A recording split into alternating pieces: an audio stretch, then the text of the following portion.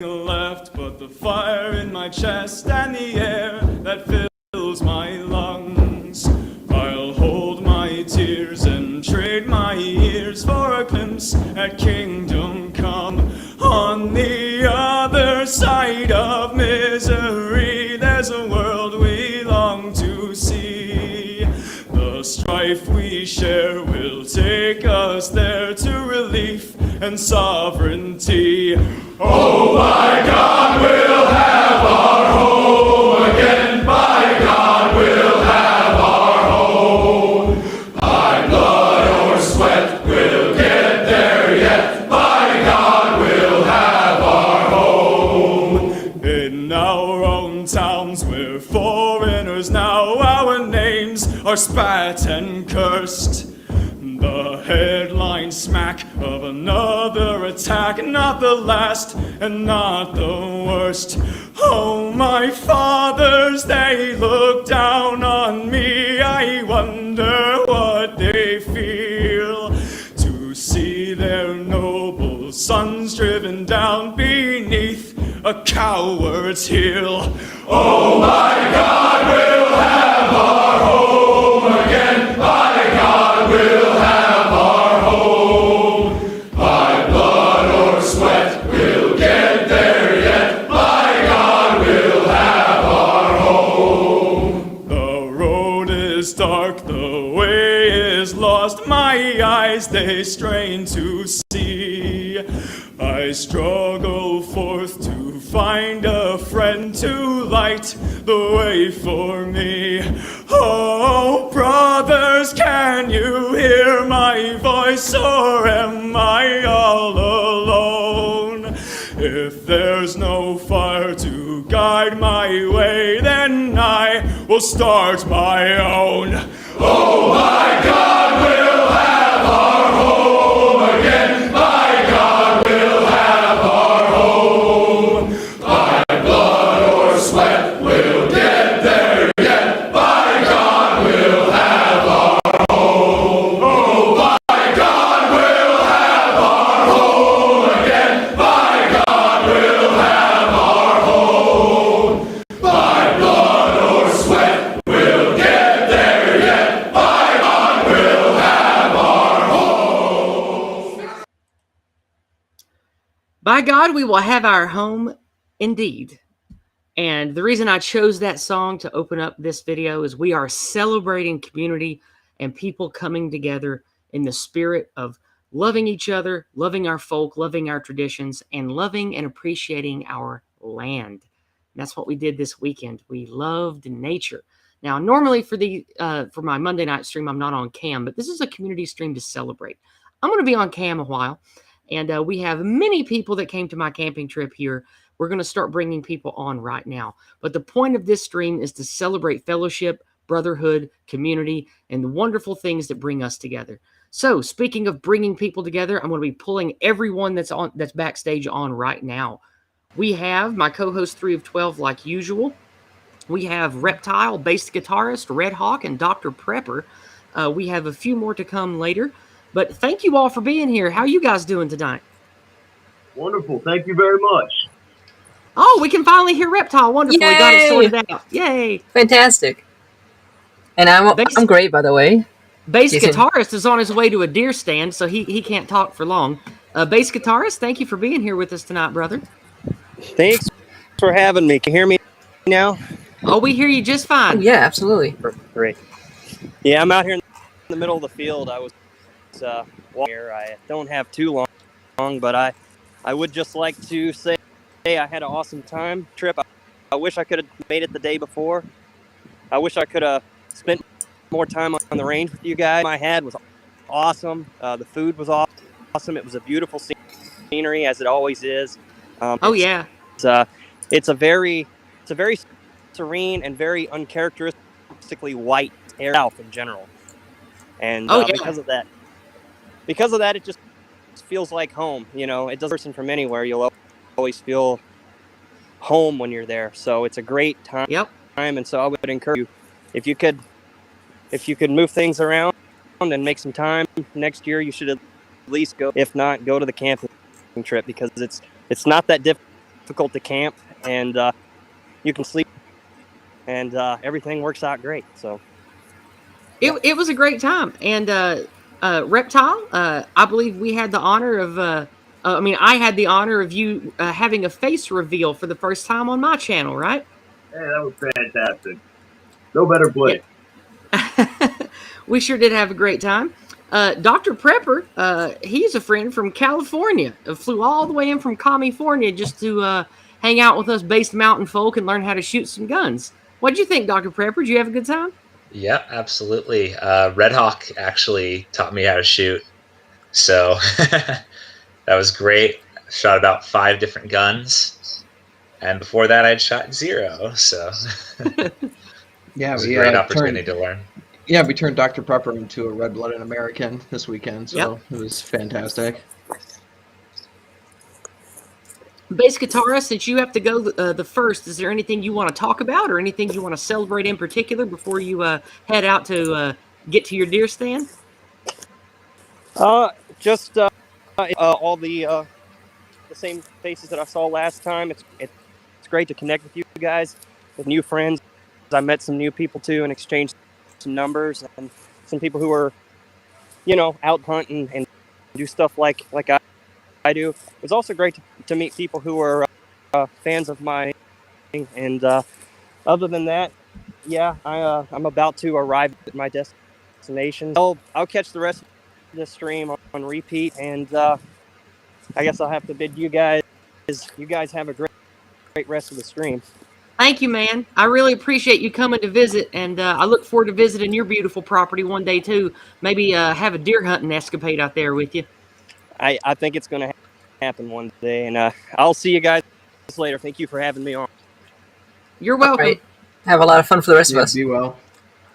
The gentleman who just bid us adieu, his name is Bass Guitarist on YouTube, and he is an amazing metal guitarist. You have to check out how well this man can riff. Like he is just absolutely incredible at guitar. I'm putting the link to his channel in all the chats right now. I definitely recommend you check him out.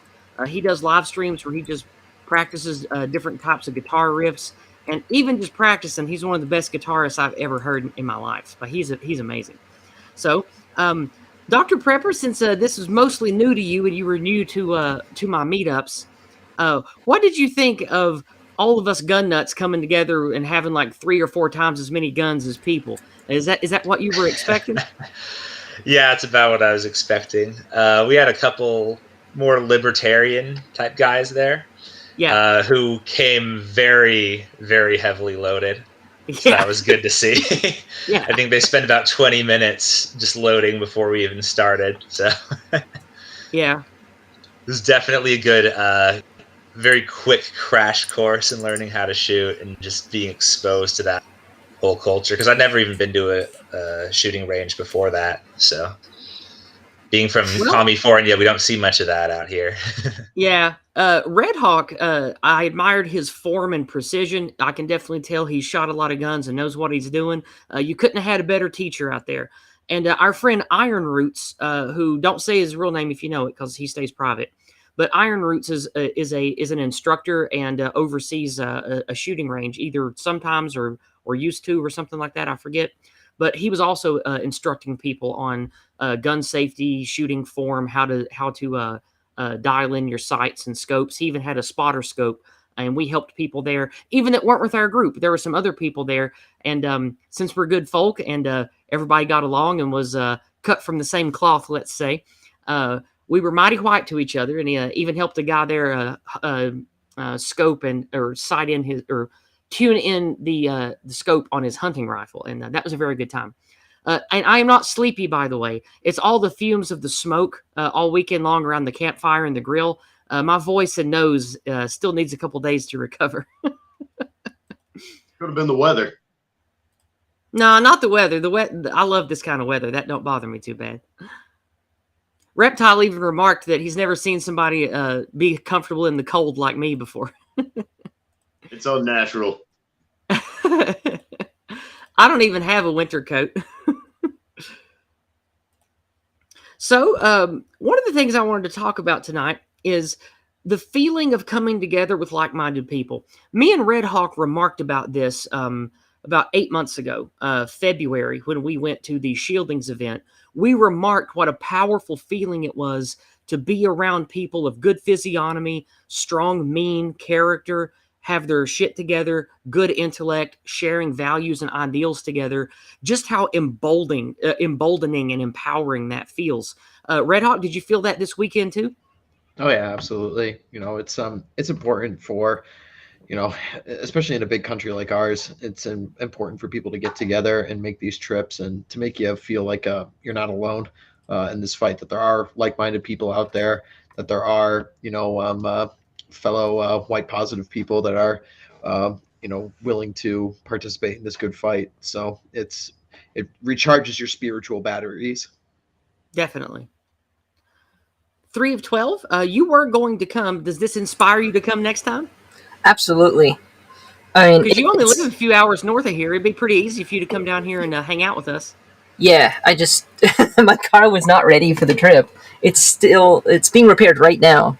My mechanic already told me that they removed the engine. So yeah, by the time it comes around again, my life will very much be back together. I'm really excited for it, but it seems like 2023 is going to be a better year for me. I hope 2023 is a better year for all of us. I know things seem dark, but remember, it's always darkest before the dawn. And I think that there's a beautiful western sunrise coming, and we're doing all that we can to help. So we have a few people that are going to come on later, but it doesn't look like anybody else is here for now. So let's go ahead and get started with the slideshow. And while I get that loaded up, anybody take the reins and talk about anything you want to from the weekend while I get the slideshow loaded up here. Well, I'll just start by saying the campground and just the environment was very, very appealing. It just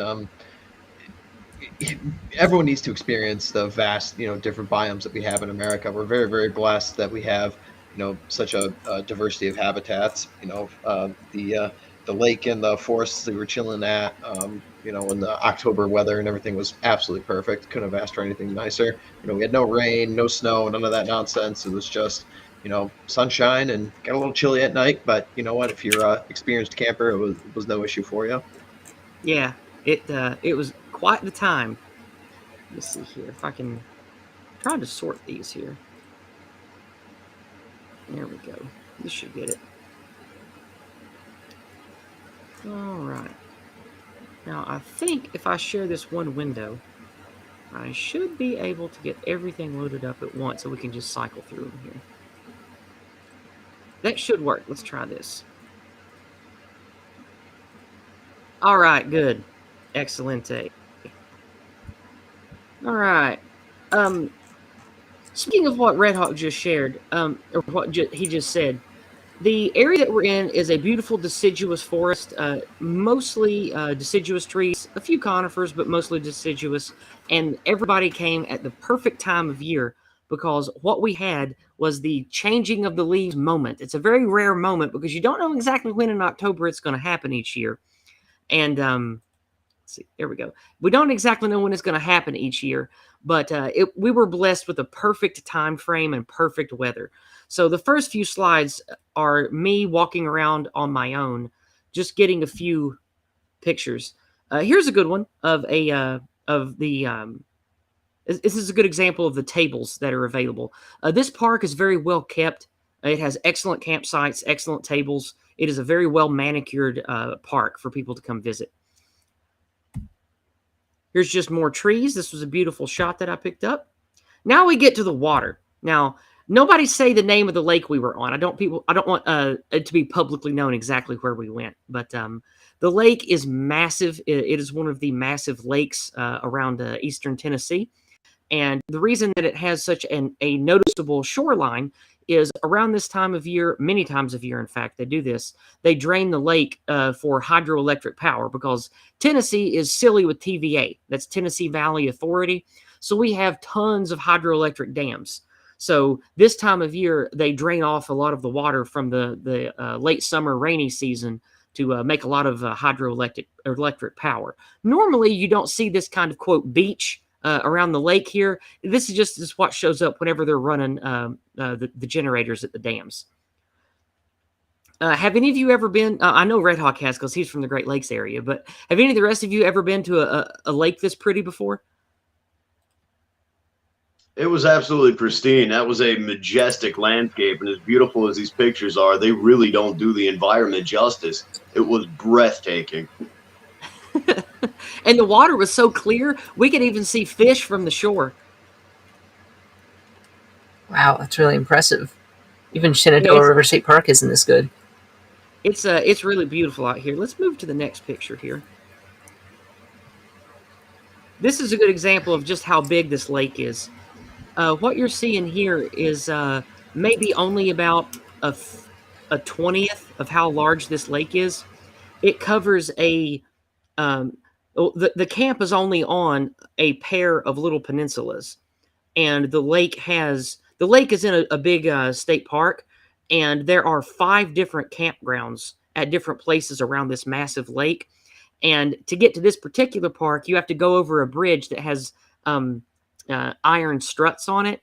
And when you look over to the right, there's this huge marina with like maybe 100, 150 barges and boats and things, because this is a very popular lake for jet skiing, fishing, party barging. It's just a wonderful place for people to come and enjoy all different kinds of lake boating events.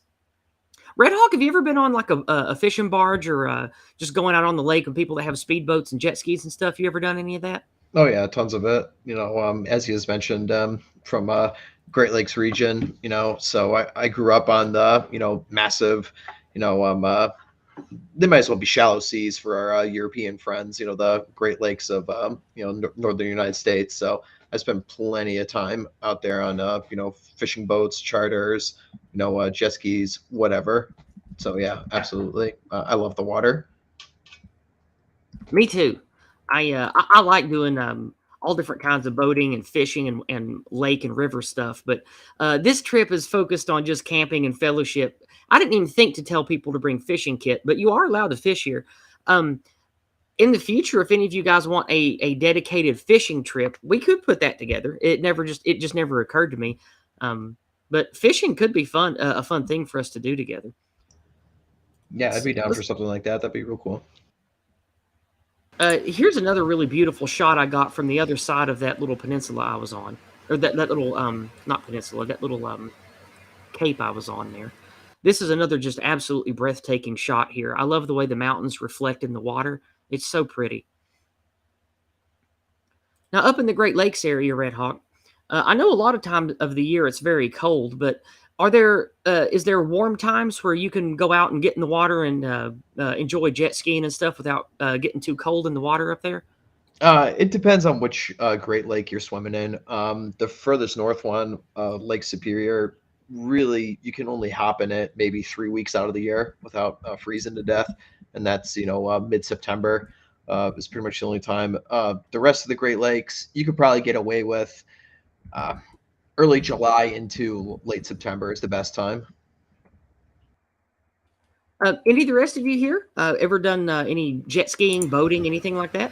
I have. I have family down in Lake Norman, North Carolina.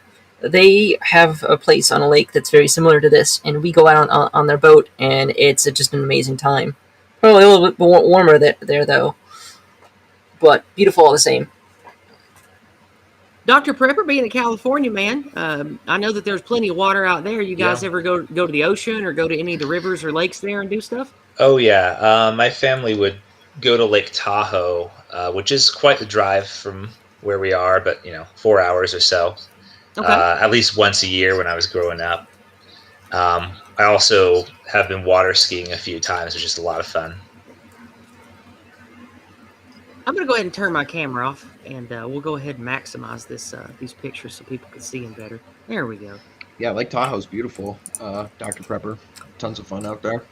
I've heard it's beautiful, but I've never been to anything close to this. It's also a great place to go skiing during the winter. Oh, I've never been skiing either.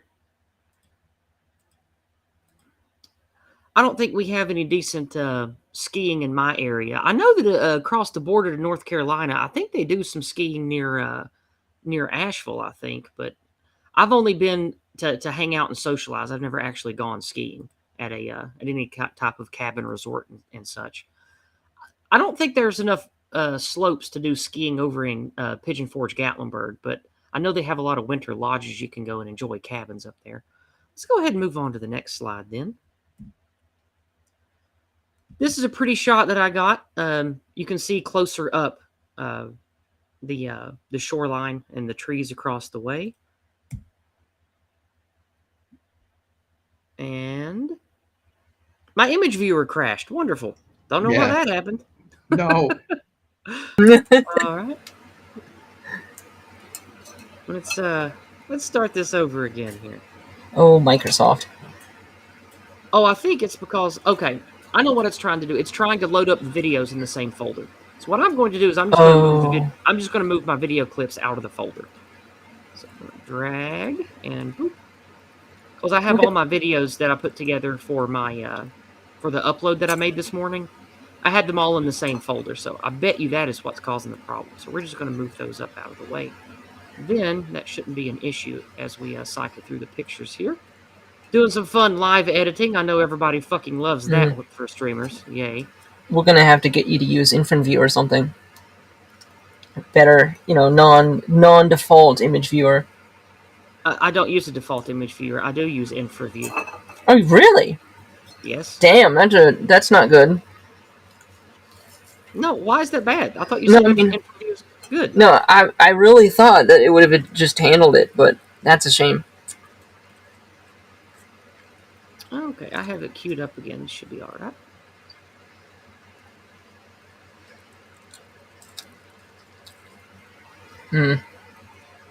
There we go.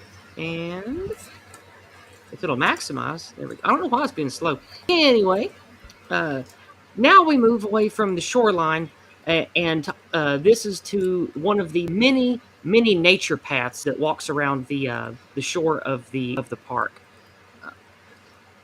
Let me go to the next slide here. This is a real big one. I like this shot. This shot is indicative of what you'll see pretty much in every direction at the camp that you walk. You can see a little bit of conifer there in the middle, but mostly deciduous. There's plenty of leaves on the ground, nice, well-beaten paths everywhere. Red Hawk, I know that you're a nature guy and you've traveled a lot. Have you been to a lot of beautiful state parks, things that are an equivalent of this, or is this like a top-tier park that you visited? I'd like to know how it stacks up to other places. It's certainly a very, very nice park, very well maintained, way back in the sticks, which is something I like, of course. But pretty much you go to any, national park or state park in this part of the country, a lot of the places are largely going to look the same just because of the environment you're working with. But it's certainly, very gorgeous, and you should definitely see it. Dr. Prepper, have you been to any beautiful forest parks out there in California or anywhere else? Pretty much just Yosemite, which is a pretty well-known one. But I would say this is absolutely comparable. I mean, just cool. Tons of acres of beautiful trees, and it was the perfect time of year to go to see the different colors of the leaves. Really couldn't ask for more. Reptile, I know that you live in an undisclosed location, but you are also in the Appalachian mountain chain, almost due north of me. Does it look similar where you live to where we went this weekend? Oh, it's very, very, very similar. Our trees are pretty much all the exact same. The weather even is about the same. But what I noticed in these pictures is that you're not seeing the little microcosms. There were grasshoppers absolutely everywhere, beautiful squirrels, saw a few rabbits tramping about, and even a few doe at night. Yeah, and there's birds of prey, too. I saw a hawk, and I saw an owl late at night once, too. I think it was just a little brown owl, maybe a barn owl. I know we have those in the area. But no, it's very, very rich nature here. No dangerous things you got to worry about, like bears or snakes or anything. But very rich, healthy biome. Lots of little tiny snakes, little skinks, frogs, lizards. We had and reptile is a scaly wrangler. You told me you used to work for a zoo, right? Yeah, at one point in time, and I still keep quite a few scaly little monsters lying around, and by little, I'm grossly underestimating it. One of your main sidekicks at home is even an alligator. You got an alligator at home, right? Yeah, something like that. And then I got a couple big pythons lying around. Cool. Did you see any reptiloids on the trip that you'd like to comment on? Actually, this time of year, most of them have gone dormant or getting ready to go into hibernation. But in the area, you've got a few things like copperheads, you've got cottonmouth, you've got queen snakes, a few checkered garter snakes, white lip rat snakes. There's quite a bit of reptiles roaming around the area, but this late in the year, they're pretty hard to come by. Yeah, I think that I might have saw a skink running by, but it could have just been a larger insect. But no, I didn't notice any reptiloids either on this trip. I didn't even see any turtles in the water, which was kind of surprising, but I imagine when it was dropping down to about 34 degrees at night, they wouldn't be too comfortable out there with that cold blood. I saw a turtle crossing the road on the way in, but I didn't see any turtles around the camp there. I moved to the next slide. This is just more of the same, just showing you more on the walk I took the first day there on Friday. As you can see, plenty of trees, nice, pretty underbrush. Let's move on. Did it get that cold out there when you guys were sleeping? Only down to like 35 or 40. Wasn't too bad. Oh, okay. We didn't get any frost, sleet, or snow the whole trip. I was very thankful for that. Didn't even rain a drop, not a single drop the whole weekend. It was very nice. That's quite lucky. It's almost every single time I go camping, I seem to get rained on, whether it's in the forecast or not. I think with all the leaves you could hear about every bit of wildlife walking around. Oh man, it was nice. You could hear all kinds of squirrels scampering through the leaves. You could hear birds flapping, making noise. It was just delightful. You could even occasionally hear a fish jump and sploosh in the water. It was fun. Let's go ahead and do some community engagement. We've had a little bit. Kizza for $5 over on Entropy says, "Good evening, all. I hope you had a wonderful camping trip. One question I have is who had the biggest gun? And no, that's not a manhood joke." Well, as far as size goes, I think that that large AK build with the suppressor on the end was probably the largest tip to nose to tail, as they say, that Iron Roots brought. But we had a lot of really long rifles. One of the guys that I can't name in the libertarian get off my bottom land community, he brought an extended barrel, a really nice AR build of his. It was a pretty long gun. Reptile, what's the biggest gun you saw there? Oh goodness, probably the AK build. You know it's a good one when you got to lay down on the ground to fire it. Yeah, it was nice. It's a good thing it had a bipod. We wouldn't be able to shoot that thing. Red Hawk, what was the biggest gun you saw there? Yeah, I'd say that AK platform was the largest gun there for sure, and that was a joy to shoot as well. What do you think the most powerful gun that we fired that day was? You think it was that 243 that bass guitarist brought, or do you think it was something else that we had? I think the largest caliber that was fired was probably your 4570 is. Well, definitely the largest caliber. I just don't know how it stacks up with power when it comes to speed and penetration. I know that some smaller rounds are actually better at penetration and power than the bigger, slower, fatter rounds. Yeah, I'd still think that just because yours is just on such a different class of its own, the size of the slug, you know, like it'll knock somebody on their ass for sure. Yeah, as far as largest caliber gun, it definitely was my 4570. And speaking of, I was going to bring it up later, but we'll go ahead and talk about it now. Reptile and Iron Roots and a few other wonderful people in the white well-being community, they got together and surprised me with the hunting rifle of my dreams.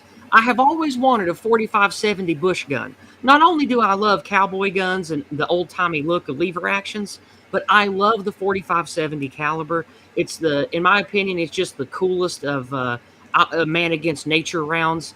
It can stop and kill damn near anything you come across, and I just love it. I love the way the round itself looks. I love the sound it makes, and I love the way the gun hops and kicks in my hands. And they bought me a beautiful, beautiful Henry 4570 lever action. So thank you again, Reptile. I'm infinitely thankful. Outside of perhaps 1 or 2 gifts a family member has gotten me, that is definitely the best gift I've ever received.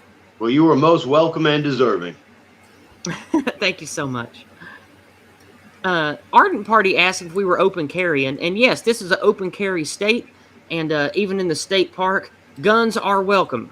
Bring any you can carry, and as long as it is within local ordinance code, which means nothing nothing illegal or unscheduled that you don't have paperwork or clarification for.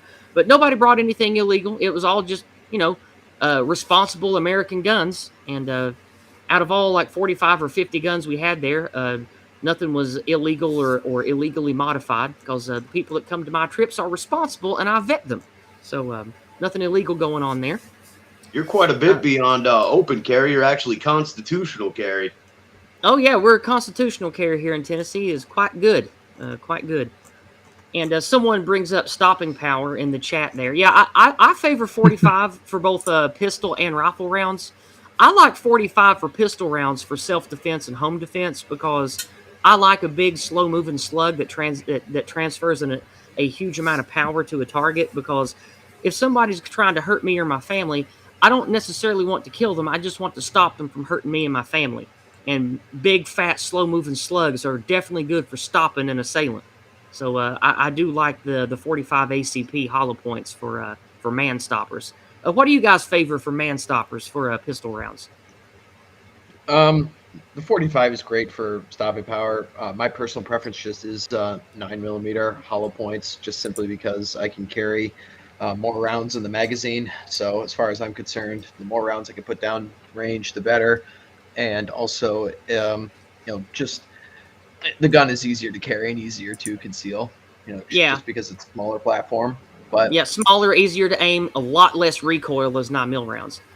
Yeah, so that's just my personal preference. But as any gun owner will tell you, people got their own preferences for what they like to carry, what they like to shoot. So there's no wrong answer to this question.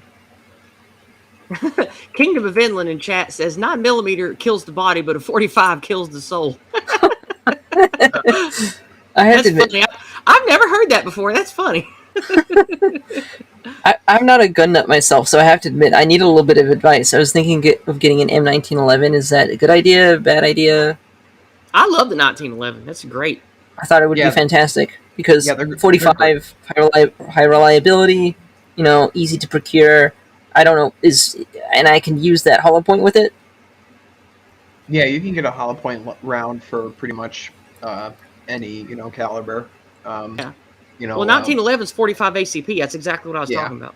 Oh, okay. Yeah. Perfect. Yeah, so they're great to have. 9mm is a little bit cheaper, like the ammo and everything like that. So it's a little bit easier to get your hands on, and also it's just a smaller gun. And I know you three, you're kind of a smaller build guy like me, so I kind of prefer the 9 just because it's easier to conceal. But that's just my own personal preference. But the 1911 is a fantastic gun. So I had a 1911 long ago before I sold my arsenal, but I tend to not like Glocks. I don't like the top-heavy feel of them.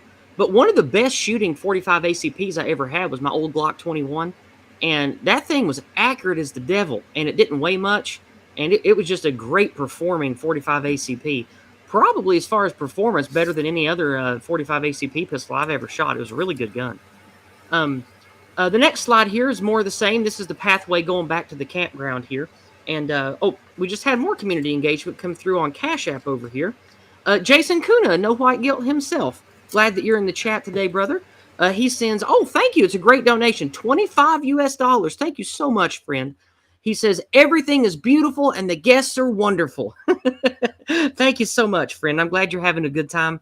Maybe next year you can come and hang out and shoot with us if you want. We definitely enjoyed having you at the camping trip earlier this year. Before we get lost in gun autism, let's keep going through the slides here.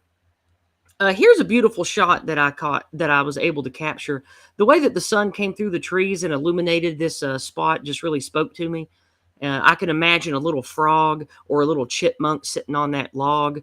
I can imagine a turtle crawling through the leaves, or a beautiful snake coiled up in the leaves there. Just I like little little hidey holes that I can imagine God's critters crawling around in. I just wanted to take a picture of this spot. You guys like this picture? Oh, it's beautiful. Oh yeah, very nice indeed. I'm typing something in chat. Give me just a second. There we go. All right. Kissa comes through with another $5 and he says, "Is the Colt single action army the greatest handgun in the world? Asking for a Russian." I don't get that reference if that's a reference to something, but I have Certainly. fired all manner of old cowboy guns, and the Colt single action is a classic. Yeah, it's certainly one of the best guns ever made. That's for sure. I mean, the old adage that God made everyone equal and Sam Colt made it so. So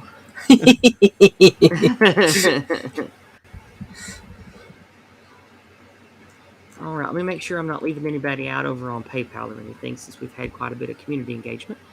Just to remind you guys listening, this is the only source of income I have right now, and if you would like to support me on Subscribestar, I would definitely appreciate monthly financial support over there. I'm almost at my next goal. You can help me out over there. And if you are a Subscribestar member, you can send one-time donations that show up like a super chat along with your comment. And I will read those out live on stream. We don't have any of those right now. Checking over on DLive and Odyssey. Don't have anything over there, but you can send on Odyssey paid chats, and that cash comes directly to me after a small cut on Odyssey. They're called hyper chats instead of super chats over there. And of course, Entropy is what I prefer because I love the good folks at Entropy.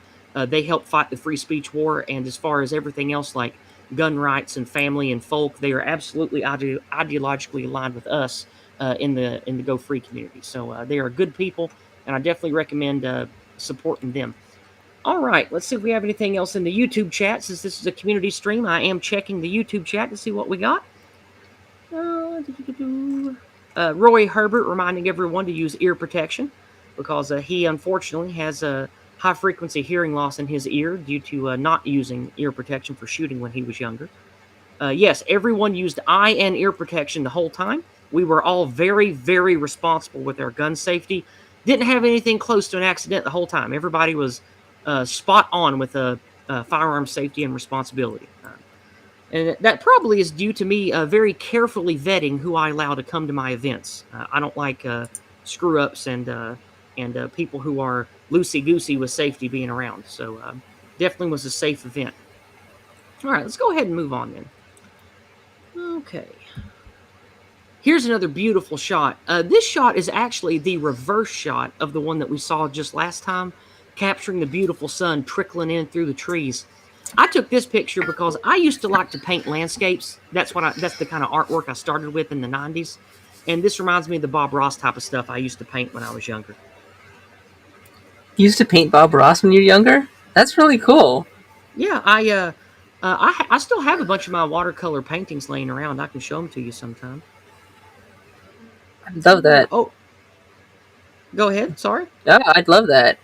I'm a big fan of Bob Ross. I listen to him a lot for ASMR. And on your left, that's a happy little tree. Sure is. Bob Ross was a blessed soul. I think he was a good guy. Here's some pretty trees I came across. They were all in a little circle.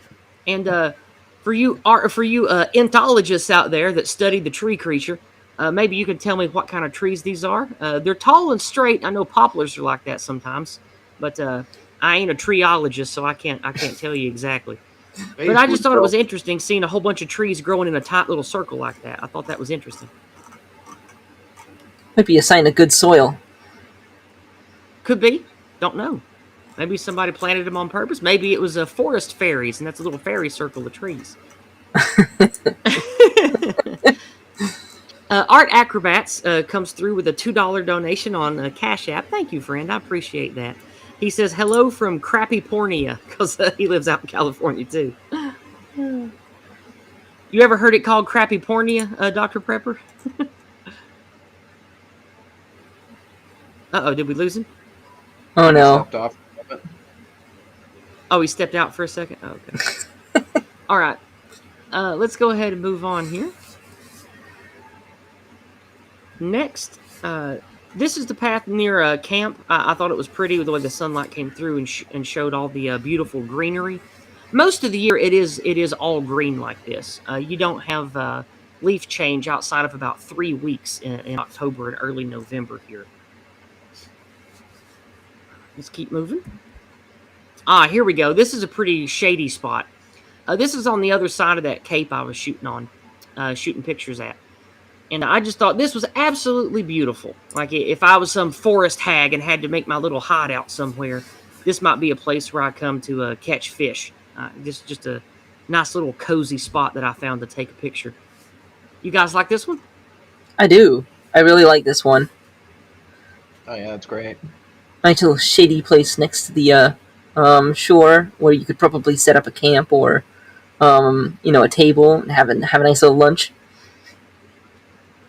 Yeah, in the summertime when it's hot, you definitely want a nice little shady grove to rest in or camp in, because the sun will eat you alive when you're in the outdoors. Yeah, I hear that. I usually go camping in the summer, so it's usually 90 plus where I am. I avoid doing anything outdoors in the summer months if I can help it. Here we are back at camp. This next picture is coming back on the campsite loop. And since this one, you can see where it's marked a little bit. You can see little timbers marking off the campsite there. This is what most of the campsites look like. You're just right there in the trees in the forest. And couldn't ask for a better place to go camping. Okay. Here's on the other side of that campsite.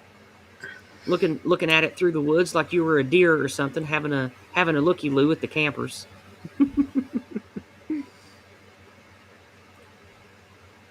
And now here we are.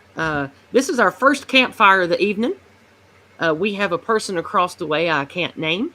And sitting to my right, I believe that's Dr. Prepper. I recognize his sneakers, I think. Could be somebody else, but I think that was him. Oh, this is getting me excited. Oh, I want to go. It was a great time, dude. We had a really good time. And all the campsites have a nice little metal fire pit like that. Yeah, they have those at Shenandoah State Park as well. I mean, it's they're getting really me. Useful. It's giving me vibes, man. Well, you definitely should come camping with us next year. We'll have a great time. That campfire was really the place to be. The quality of conversation never left that place. It was unbelievable. Well, since we're here talking about it, since we have a lot of viewers right now, and Jason's here, one of the things that I was really proud of about this gathering is one of the things that is most important about the Go Free method, and I mean the praxis of it, not just the mimetic warfare of it, but the praxis of it is loving your people instead of hating other people, and talking about positive ideas and community building around the well-being of your people. That was very prevalent in the conversations we were having, because we had some guys from the America First MAGA community. We had some Don the Pleb Libertarian Patriot type guys. We had 2 people from the academic agent, sort of academic dissident right community. And of course, we had the white well-being guys. And throughout the entire beautiful conversations that we had both nights around the campfire, it was a positive sharing of ideas, and it truly proved to me that the Go Free methodology fits in perfectly with all of our ideologies, because we have ideological differences around states and laws. And please mute the clicking. It's driving me crazy. 3. It's just killing me. And one of the things that I noticed is the way that the Go Free people talked about the morality of putting your own people first and not denigrating others and moving away from the failed language and discussion tactics. It led to really beautiful, enriching conversations that I hope and pray the people of other communities take with them and enrich whatever communities they're a part of.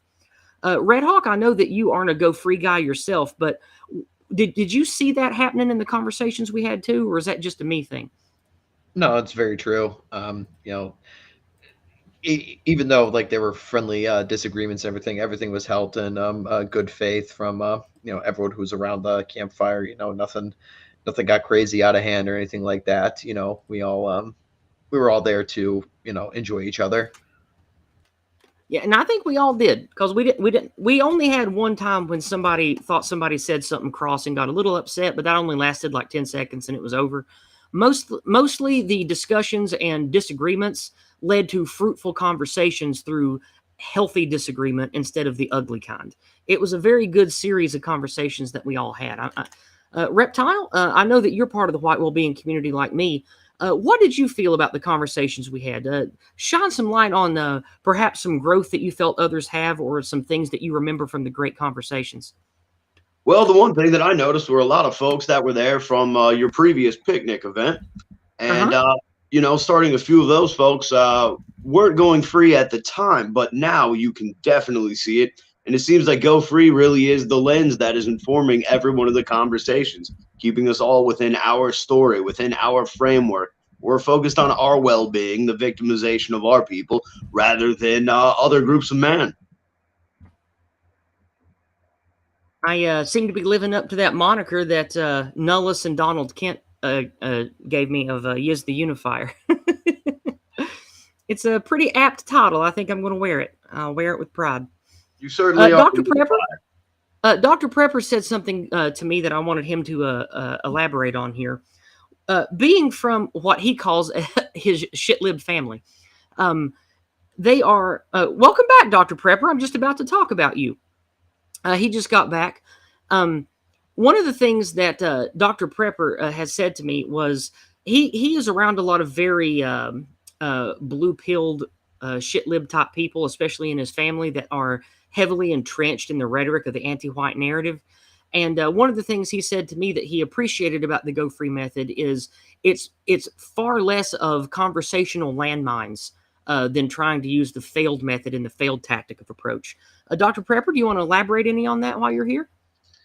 Yes, absolutely. So I guess the main thing is, I don't remember exactly what I said it in regard to, but we all know that there are certain terms. I think it might have been in regard to the term Aryan, as opposed to saying white or Western kind. These terms that was the conversation we had. I think it was in the car on the way in the first day. Yeah. Oh no. For my own esoteric philosophical reasons, I actually think the term Aryan is more accurate. However, of course, nowadays, well, really ever since the mid-20th century, if you use that term, people will immediately associate you with, the mid-century Germans. And so... The mustache man boogeyman. Yes, exactly. The mustache boogeyman. The mustache boogeyman. And his short, loud, friendly minister of propaganda. Yes. So, lest we be associated with them, it's good to, emphasize that we're not about, imposing a certain regime or going back to a certain time in history. We're just about defending us who are here now in this current historical paradigm we're in, and not trying to, LARP as something else, which would be counterproductive anyway. Right. And the thing that's good to remember is this lexicon and the methodology, it's pure in form. It's not a skein on something sinister. It's not a stepping stone to walk somebody to some failed National Socialist ridiculous talking point. The reason why I like it is it's pure and it's effective, and it doesn't get lost in the weeds with trying to dissect history or neo-Nazi foolishness. It keeps the message on point, and using words like anti-white and anti-whiteism, words like that will actually land with liberal-leaning family and people that you know at church, because you're not saying words they've been conditioned to think are boogeyman words. Have you tried these out with people in your family? Not so much in my family, but definitely with people who I think are not quite as far away from where we are. People who I would say are more in the vein of neocons or libertarians rather than, full-on shit libs who only vote Democrat. I'd be happy to hear of any success stories converting full-on Democrats to a more white positive perspective. But I haven't had much luck with that personally. I can think of. I don't even know if I associate with any open Democrats anymore now that I live here. Everybody here is either a libertarian dissident or a neocon that always votes right no matter what. So I don't really deal with those types much anymore here. I think I had success with one person, and it was on a different Discord server. He happened to Oh, be. tell me about it. I'd love to hear your testimonial, Yeah, please. it was a guy from Chicago. He was on a Discord server called Neplinks Encodes, which is an anime encoding group that they do subbing and stuff. And he was working for them, and he was a Democrat, but he had become disillusioned with him. And I slowly red pilled him to realizing that neolibs and neocons are also useless. And I talked him out of getting the vaccine and stuff like that. He's still rather tepid, but he at least understands that the the uniparty dynamics are not for him. And he was already on his way. I just kind of gave him a nudge. Well, Red Hawk, you said you could only stay with us for about an hour, so I saved you for last. In all the conversations that we had, does it remind you of any successes you've had helping walk people towards a better way of being? Because I know you're very active with young men, getting them to shape their minds and their frame towards something positive. Do you feel like you had any successes like that at the camping trip this weekend? We didn't really talk too much about my wheelhouse of the red pill community and the manosphere and such. This weekend we were definitely focusing more on politics and white well-being and stuff like that. Me and my own personal work, it is becoming more common now that I'm seeing guys in my comment sections or on Twitter DM me and thank me for pointing them in the right direction of things. So that definitely does warm my heart and makes it's what we're all about, so it makes everything worth it. When it comes to the camping trip this weekend, since you have to go before long, is there anything you want to talk about? Any topic you want to bring up? Things you want to elaborate on, or things you want to ask us about now that it's over?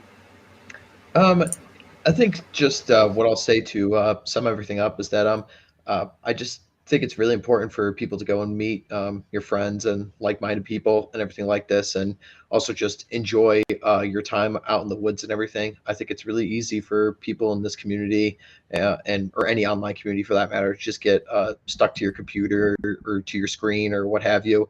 But you really should take advantage, especially in America, just because of how beautiful our landscape and our great outdoors really is.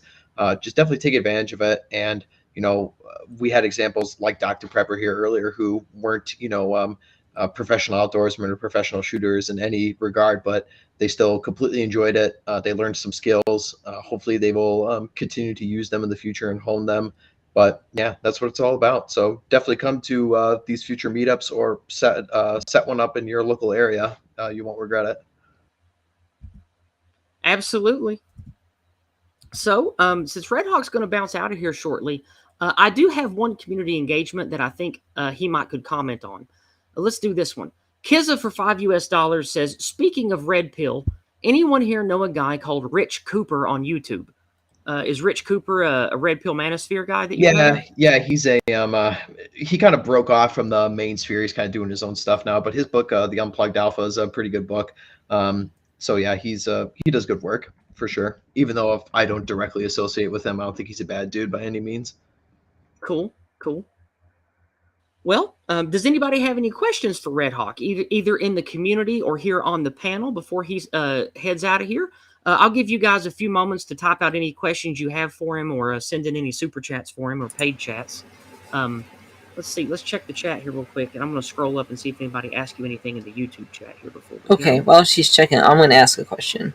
What sort of weapons would you suggest to a beginner that doesn't have the strongest build, like you and me? I mean, it depends on what you want to do with it. Like if you want a home defense. Give some examples. Well, it kind of depends. Like if you want to do, just home defense kind of stuff, and it also kind of depends on your price range as well. I mean, the cheapest weapons are always going to be shotguns. I mean, you can get just a decent 12 gauge for home defense for not even $250.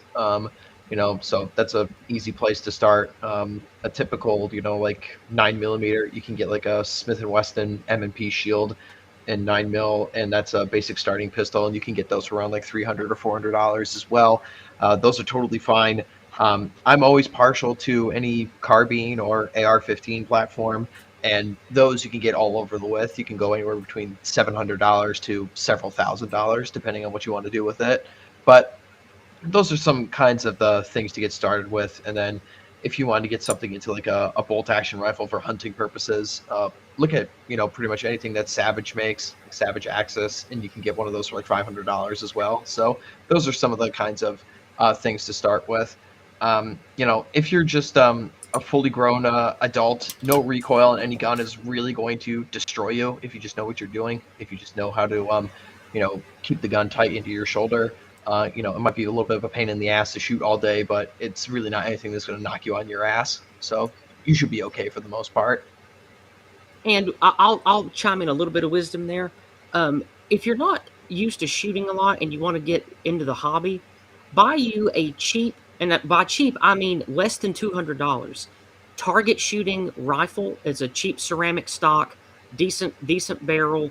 Doesn't even need a scope, just regular iron sights, little 22 rifle, and a little 22 pistol. You can get each one of those for well under $200. Used, you can even get for less than $100. And the reason why is they don't kick hardly at all, so you don't get worn out shooting them. You can shoot hundreds of rounds in a day, and you don't even break a sweat. The ammunition is cheap. You can buy a giant box of hundreds of rounds for just $50. And then you can go to a range and you can practice your form, putting up a bunch of cheap paper targets and just shooting dozens, hundreds of rounds, getting used to your breathing, getting used to your trigger, your muzzle control, practicing your stances for sitting, standing with rifle and pistol. And we can go through all that stuff together. If you want, we can even have a shooting session together. If you want to come down here and go out to my bottom land, we can put up some targets on hay bales and stuff, and I can teach you how to shoot good. I'd appreciate that. Well, we'll definitely make that happen one day, maybe next year when it's warmer, so we don't freeze to death. Well, Red Hawk, I appreciate you coming on tonight, my friend. I definitely will see you in the funny paper. Thank you so much for coming to my event. You added a tremendous amount, and I also consider you a friend. It was just good to be with you as a friend. I definitely felt the brotherhood from you this weekend. Yeah, thanks for having me. It was tons of fun, and I look forward to next year. But I got to bounce, so good talking to everyone. Be well, chat. Be well, everyone, and we'll see you around. All right, I'll see you on your stream later this week if you're having one. All right, take care, man. All right, see you. Take care, brother. That was my friend Red Hawk, and Red Hawk can be found at the following location.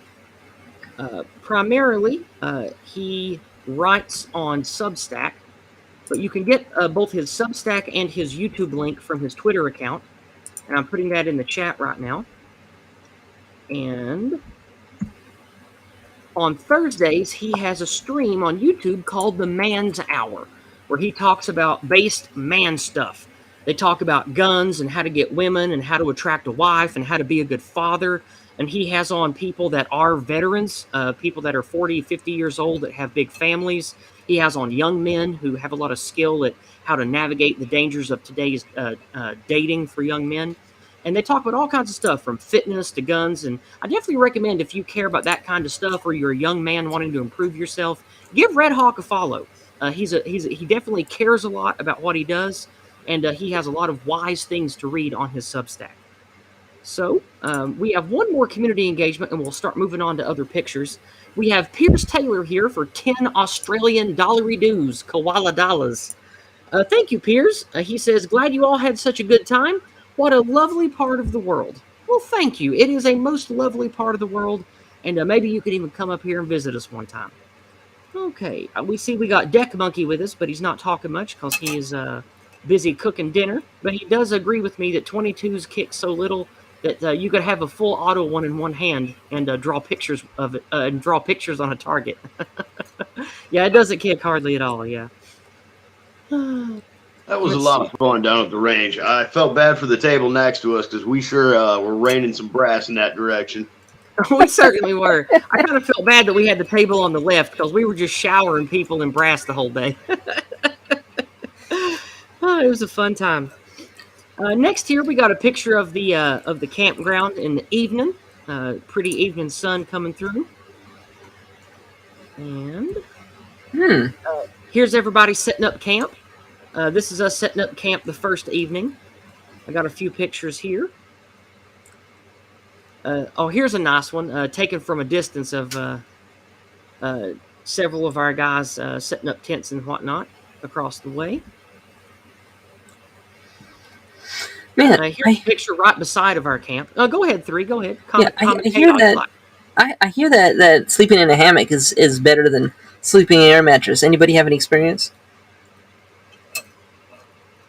I have no experience on sleeping on hammocks, and I've only slept on an air mattress once, and I know that I hated it.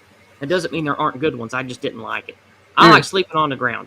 A sleeping bag and a flat patch of dirt's fine for me. I have done both, and I will say the hammock is usually the better idea for cold weather. But I will also say that the air mattress will create a barrier between you and the ground. And if you're out there in the cold, that ground will just suck the body heat right out of you. Yeah, and air is a great insulator. So if you got a nice big pocket of air that you can keep warm on one side, definitely keeps the cold away from you. Yeah, what I usually do is sleep on an air mattress, and then I sleep in a sleeping bag on top of it. Cool. In a hammock. The 2 guys that came that were hammock sleepers, they swear by it. They say that with the right kind of layers and the right kind of water-resistant drape that you put on top of you, that hammock sleeping is some of the best wilderness sleeping there is. They swear by it. All right. Student of history in YouTube chat says, when we were talking about the brass flying all over people, he says, you mean it's a freedom shower. That's pretty good. I like the sound of that. That's good. That's good. All right. Let's keep going with the slides here. It's the kind of golden shower you do want to be a part of. Oh, that's dirty. But yeah, it's funny. Here's a picture near the camp looking up over the hill. This is just down the hill from our campsites that we had. And this is the lake closest to us where we camped. Just a little bit down the bank from where we were camping, we had a beautiful inlet that you could see, and we could hear the sounds of the water and hear the fish jumping from where we were camping. If everything was quiet, it was real nice. There were quite a few little perch swimming around that shoreline. It was absolutely wonderful. It was. It was. Dr. Prepper, have you spent a lot of time around landlocked water, around bass and trout and that kind of fish before? Not so much. Grew up close to the coast, so I've seen bays and beaches a lot, but not so much lakes apart from Lake Tahoe, which I mentioned before. I know you're more of an academic kind of guy. I just didn't know if you got into fishing at all. You done much fishing? Oh no. I told my dad when I was younger I wanted to learn to fish, and he said, "You just get bored." What a shitty dad. Well, I don't know if he knows how to fish either, but that may have been. Might have to go back a couple generations in my family. I know my grandfather on my Italian side was a deer hunter. My late grandfather, but I'm sure Red Hawk would have had a lot to talk about with him. But probably, yeah. But apart from him, not a lot of outdoorsy people into hunting and fishing and stuff like that in my family. I'm the only musician in my family too, so maybe all the talent from the previous generations ended up in you. Yeah, something must have skipped a few generations.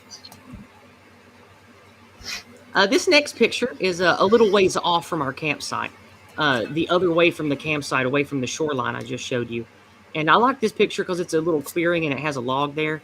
I just thought this was a really picturesque little site, because this technically is not a marked off campsite, but this would make a perfect campsite to just throw your tent or just sleep outdoors under the stars. Speaking of being under the stars, Reptile, wasn't it amazing being away from civilization and having absolutely no light pollution and getting to see thousands of stars in the sky? That was truly beautiful. That was one of the things. There is almost no light pollution, and you can see every star in the sky. Really breathtaking. I remember going for a walk late one night to down toward the restroom in the trash area where we were throwing things away, cleaning up the park as we should, and it was just breathtaking. Absolutely. Before we move on to stars and talking about the night sky, I will remark, somebody earlier mentioned about the demographic cohesion, let's say, of the local area. And I believe that's no more evident than just how clean everything is at this park. No trash, no graffiti, everything in its place. Nothing's locked, and everything's perfectly well kept. Because we keep it pristine, and so do the people in this area. It's a very wholesome, pristine area. Did you get that vibe while you were there at Reptile? Oh yeah, it was really well maintained. It looked like everybody who stayed there genuinely cared about the environment, cared about the wildlife. I didn't see so much as a bit of graffiti on a picnic table. Yeah, nothing. The only thing you'd see every now and then was a pair of initials carved here and there, but it was small and tasteful. Other than that, there was no graffiti or any kind of ugly marks. Everything was clean and well kept. Every single person we saw at the park, even people that weren't us, no trash. We saw them picking up, cleaning up after themselves. And we came across a little fishing tackle bag laying on one of the walkways. And I recommended everybody leave it laying there because somebody would notice they dropped it and would come back for it. And on our way back, an older lady pushing her granddaughter in a little stroller, she even asked if that little fishing kit belonged to us, and she left it where it was as well. So it just goes to show you the good kind of folk in this area. Society. We live in a society. But no, let's move back and talk about stars. I didn't get any pictures of the starry sky. In retrospect, I wish I would have now, but I didn't. But one of the things that people are not aware of that don't live in the wilderness like me, they don't understand how few stars you can see in the night sky, even living in suburbs and normal residential areas. The light pollution really does kill your ability to appreciate what it is to look up at the heavens and see the celestial bodies that inspired our ancestors long ago. Reptile, do you want to speak on that? Because I know you've lived in both kinds of places. Well, I'm a state away from a major metro area, and even that far away, with quite a bit of distance, there's still a lot of light pollution. But being out there this time, really looking up in that night sky, it's a wondrous thing to behold. It really was. It really was.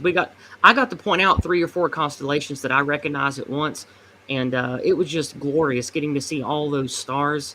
And when you don't have light pollution from electricity and living in the city or whatever, the night sky actually has colors on its own. You could even see a little cluster of stars far in the distance that looked like a nebula. And Reptile's wife was the first one to point that out, remember? Oh yeah, she was pretty awestruck from the view that we had. Dr. Prepper, being city folk as you are, were you surprised at the starry night sky when there's none of man's electric pollution around? Well, I've lived in the suburbs. I'd say there's definitely a difference, but only the truly filthy cities will actually obscure the stars. But yes, it was nice to be able to just look straight up through the trees and see the stars, very standing out really nicely. I also loved it. We'll wrap up the star segment here with a paid chat that came through on Entropy from Student of History. He says, on the subject of stars and lack thereof, light pollution, think of that sight you saw over the weekend and remember our ancestors. They saw so much more.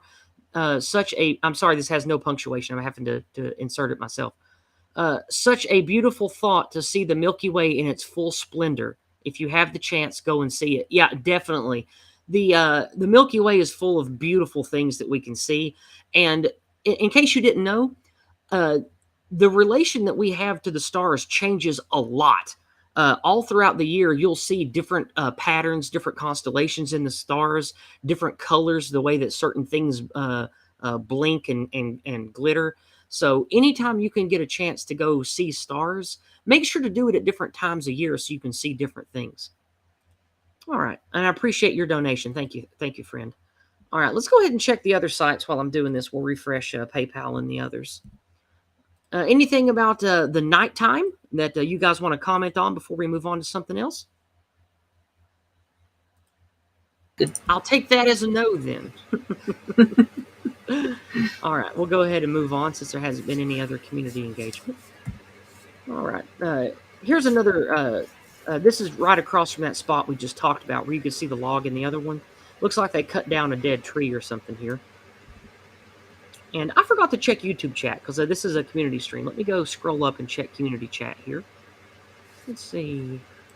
I answered No White Guilt's question. He asked if we were in tents or cabins, and we mostly were in tents. Some people slept outdoors just under the stars with nothing, and it was a glorious weekend for doing it. Not a drop of rain on us the whole time, Jason. It was a beautiful, blessed time. Beautiful, blessed time indeed. All right, moving on here. There's more of the same. Here's a picnic table at the very end of the campground loop that we were on. Just showing more of the same here. This is an interesting tree I found. I don't know what makes a tree grow like this, because in this area there's no other trees around shaped like this. So I don't think that it had to do with lighting or needing to reach the sun at a certain point, because none of the other trees are like this here. But none of the other trees in this immediate area are this old, so maybe it was that. But those of you out there that have tree knowledge, or one of you might happen to know exactly what would make a tree bend like this, let me know. Put it in the question widget over on Entropy, or just put it in any of the chats and tag my name, and I'll see it. I'm just really, really curious. What can make a tree grow in almost a perfect bow like that in its development? Very strange. Very strange to me. Yeah, Ardent Party says it's the wind. Yeah, Ardent Party in chat says the wind makes it do that, but none of the other large trees in the area have this. And you only have to walk like 30 or 40 paces away on this particular spot right here to get to other trees this big and old, and none of them are shaped like that. Very, very interesting. Yeah, it's a bit strange as a one-off. Nick, I don't want to talk about Texit right now, but in general, I don't think that secession is something that should be done.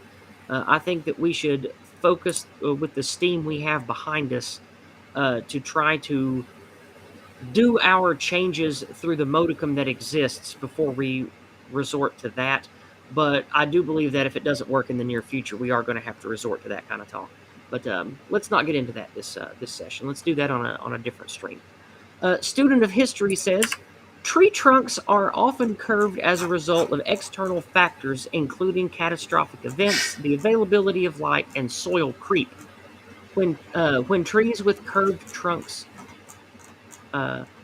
this is when trees curve their trunks due to soil. Okay. And GM says, could the land under it be falling over slowly and the tree kept growing? Yeah, I don't know. I don't know. The ground around it was pretty stable, and you had to go quite a ways to get to the shoreline. So I don't know. Thank you for the input, though, guys. I do appreciate that. Jupiter 5 on Odyssey says the tree could have suffered damage at some point, maybe from a storm, and that caused a curve in its development as it was growing. Okay, thank you. All right, well, let's move on from the old curved tree here. And here's a picture of a big old tree right beside of it. I actually was able to capture it. So there's a big unbowed tree right beside it that looks even older than that one. So I don't know. Anyway, let's move on. You know, that is right about the right height for a hammock. Maybe someone had attached one when the tree was much smaller, gave it a little bit of a bend. It just kept growing. Maybe so. Yeah, maybe so. I didn't think of that when it was a little tree. We got Shelly's with us today. Hey, Shelly. Shelly was going to try to come this year, but she wasn't able to make it. But hopefully, maybe next year you can come. She says, sadly, my new job and other issues didn't allow me to attend like I intended. Hopefully, a summer one will be planned. Thanks for sharing yours. And she puts little white hearts in there for me. Thank you very much. We definitely will be having a spring get-together that's not a camping trip. And there is talk of a rustic camping trip for hunting purposes, maybe in the summer next year when it's warmer. and maybe at the end of spring, beginning of summer, perhaps. And I definitely will be having a camping trip sometime next fall. So there are most certainly events on the horizon. And if you know you can't make those, you're always welcome to come visit with me for a day or two, and I'll hang out with you and go camping, just you and your husband if you want. So, or whoever you bring. Maybe you got kids too. I don't know. But thank you for the $5. I deeply appreciate it, sister. Thank you. All right. Moving on to the next slide. This was a little blurry because I was trying to catch a picture of a squirrel perfectly perched on that tree that you can see to the right, but he scampered to the other side as they are wont to do before I was able to get it. And now we come to one of my favorite pictures that I took the whole trip. One of the few large conifer trees we had at the camp area was this one, and underneath it was just an absolutely idyllic little place to sit and make a painting. Maybe if you were a witch or a pagan, maybe do some kind of ritual. It was a perfect little place here, and I just really loved this spot. Reptile, you're an true pagan type of guy. Does any particular god or mythical character or ritual come to mind for a little place like this that overlooks such an idyllic area underneath a tree? Well, I think anything that expresses your appreciation for nature, the environment, the world around you, and all the blessings that we have in this world would be pretty appropriate for that setting. Okay, thank you. We have somebody asking in chat if any of us got in the water. No, it was very, very cold, like 45 to 50 degrees. So definitely no go on the swimming. I would have jumped in if somebody dared me to do it because I'm crazy and love the cold, but I didn't want to. And then they'd have to see how hideous I look without much clothes on, so that's probably a bad idea too. All right. Anybody have anything else to say about this picture before we move on? Oh, No White Guilt loves it in the chat. He says it's a absolutely beautiful work of art. Anybody have anything to say about it before we move on? I would have probably been the crazy bastard to get in. Yeah. All right. Well, I can't see the chat, but I'd like to throw a big shout out and thank you to the great Jason Kuhn and No White Guilt. He's the man with the plan. He's the one that gave us the Go Free method. He's the one that introduced me to the community. Mad props to him for all the work he's done for white well-being all these years. And hopefully one day he'll get the credit for it too, like he deserves. Here is the shoreline of that spot from the picture we just took. This is just down the hill from where that previous picture was. And I just thought this was beautiful, the way you could see the ripples in the water from the wind and how it broke up the reflection of the trees across the way. Absolutely beautiful picture. I just love this one. You guys like this one? That's beautiful. Oh, yeah. That's a favorite.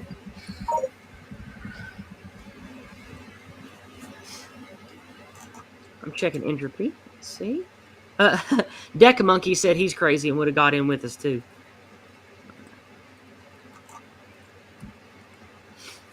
All right, this is the next morning. This is us going on the nature trail that we walked on for almost 2 hours Saturday morning. Who is it? Randall White Wolf is his name in the white well-being community. I don't know if he likes to disclose his full name publicly. I don't remember. But and he is going to try to join us after work if he can tonight, by the way. He's going to try to get on. But him, Dr. Prepper, Red Hawk, who else walked with us that morning, Dr. Prepper? Who else was with us on that walk? Nathan Lantini went with us. Lantini I was about to say. Yeah. We had a really good, hour and a half, 2 hour walk. We must have covered in that just one walk, maybe 4 or 5 miles of walking. It was just a really great time getting to see all the sights, look at the nature creatures. And on this one, we, here's a great picture of the path we were on. Look at that split tree trunk there. Look at that picture.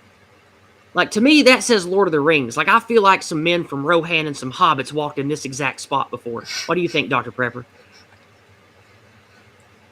I mean, if I was there, you would actually be taking the hobbits to Isengard. That was funny. You said you were going to be gone about 5 minutes on a walk 2 hours later, and I'm wondering if you've returned the ring to the fires of Mount Doom.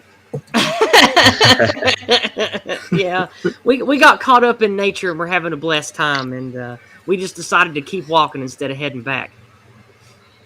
I got that Yeah, wanderlust, though. You absolutely. can blame me for that.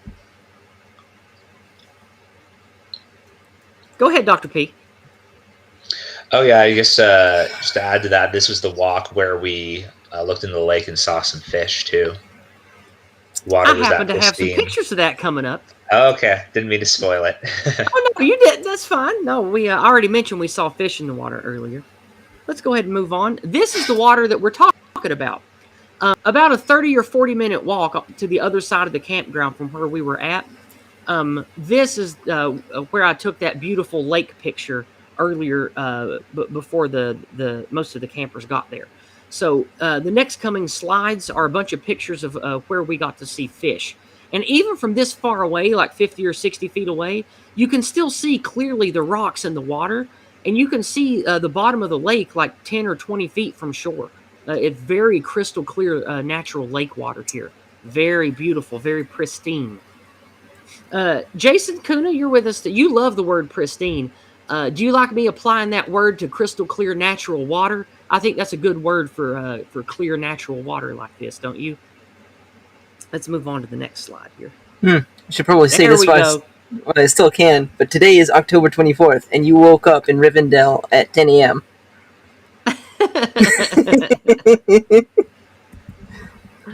Awesome. Jason does agree. He thinks that's a good word for water too. That's great.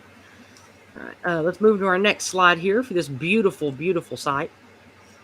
Here it is in the shade from the other side of where we were just looking, back across at the other side. I walked away from the group at this point to take this picture. And oh, what a picture it is. I just absolutely love this one. I like shady little nooks where you feel like you're hiding, looking at adventurers, waiting to either go give them a magic spell or ambush them and take their meat. Since I'm a storyteller, I often think from the eyes of the enemies the players have to kill in encounters. Oh, while we're talking about it, Dr. Prepper, you a role-playing guy, done any Dungeons and Dragons or anything like that before? Not so much board games in terms of role playing, but lots of video games. Yeah. You a Skyrim guy? I am a fan of Dragon Age Origins, as I know you are. Oh, I definitely am. One of the I know best RPGs in the Morghard modern did era, not despite care the for that sprinkle of game. pause in it. It's pretty good. Yeah, absolutely. I know Morghard didn't care for that game, but some people just have better taste, I guess. I suppose so. Now, there are some fair criticisms to lay at BioWare and the game itself, and I did agree with some of the takes Morgoth had in that one. But Reptile, you're a cool guy that likes cool shit. Have you ever done any Dungeons and Dragons or any kind of board game tabletop stuff that you want to share? Oh, well, I have, but I happen to know these awesome folks who play a wonderful game that's called Discord and Dragons that I'd recommend other folks getting into. I don't know if you heard of that before. I think there's a really clever libertarian guy by the name of 3 of 12 that's that show.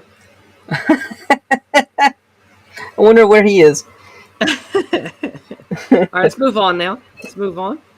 Here we are at Lakeside, at the same spot that we've been looking at in the slides. I think this is gorgeous. You can see in the bottom of the picture where the reflection is clear. This is what happens when the water is still and then a wind comes in. The blur of the reflection, that's not me editing the picture in post. This is me capturing the moment when the wind picks up, and I'm really glad I got to catch this. Normally, the lake is a crystal clear reflection, like you see in the bottom, but when the wind starts, you get just a moment of time where everything is blurry on the front of the shockwave that the wind is creating, and that shockwave is this blurry spot before the ripples. Because once this blur is gone from the shockwave of the wind, as long as the wind continues, it's just constant little ripples. I don't know if any of you guys noticed that or not on the trip, but I really like this kind of thing because I'm a bit of an artist when it comes to this stuff.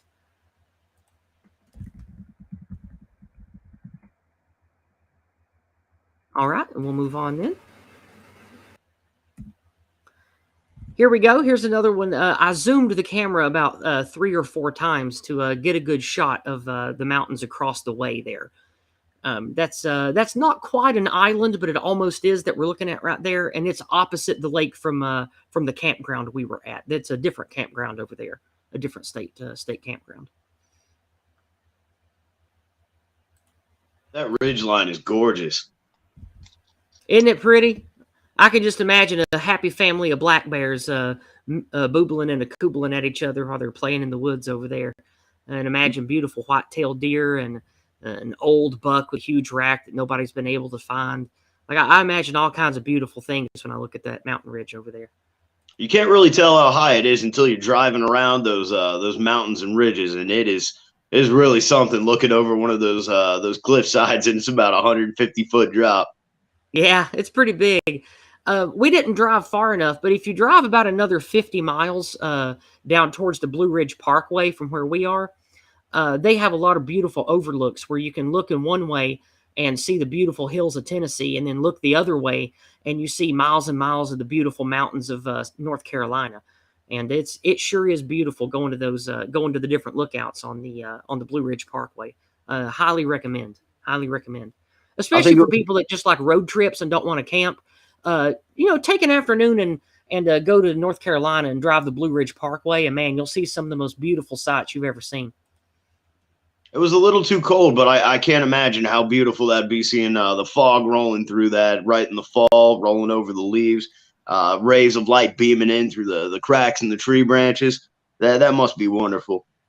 That kind of scenario I've been in before, because I used to do a lot of outdoorsy stuff in the 90s, and I don't know exactly how to talk about it in Ossetru terms, but I've never felt closer to my ancestors or closer to feeling like I could almost hear my ancestors talking than when I'm alone in moments like that. I really feel connected to the spirits of those that came before me and led me and my ancestors to this land. Do you feel something like that in your beliefs? Well, my beliefs aren't entirely that deep on the subject, but I will say that there's a recognition that there is certainly a connection to the landscape, the environment, the heavens above us. It really is something to take in, to soak it up. But what I will say is that it takes a special kind of folk to live in the Appalachians, and you definitely got the stuff. Thank you. Yeah, nobody that survives in my family is weak or out of shape. I'll just say that. Here's another zoomed in picture. You can even see a little boater over there. They got their little canopy half drawn to keep the sun off of them. This is another absolutely beautiful shot of this pristine environment and some people enjoying the lake out there. Ardent Party in chat says that feeling some pagans would call a sense of communion is what that's called. Well, thank you for telling me that, AP. I appreciate that. Here we go. Now we got some pictures of fishes. That shadow in the bottom right of the picture there, that is a young bass of some sort. I don't think it's a trout. I think it's a bass. And bass are more for bodies of water like this, and trout are more for moving waters and tributary type things. And I think I have a better picture of some fish next. No, not there. I don't. I must have taken that one before me and Red Hawk found the other good ones. This is the pathway that we took to get down to where you just saw all those pictures of the lake and stuff that we just looked at. I thought this was a beautiful little spot here, so I snapped a quick picture. This is where I was standing to take those long distance pictures. Here we go. Another shot of a waterway close by. Now that tree down there is where me and Red Hawk found fish that we could see. And here's a zoomed in picture of the place where we found fish. More beautiful shots of the same that we could see from that shoreline. While you were recording, oh, sorry. Go ahead.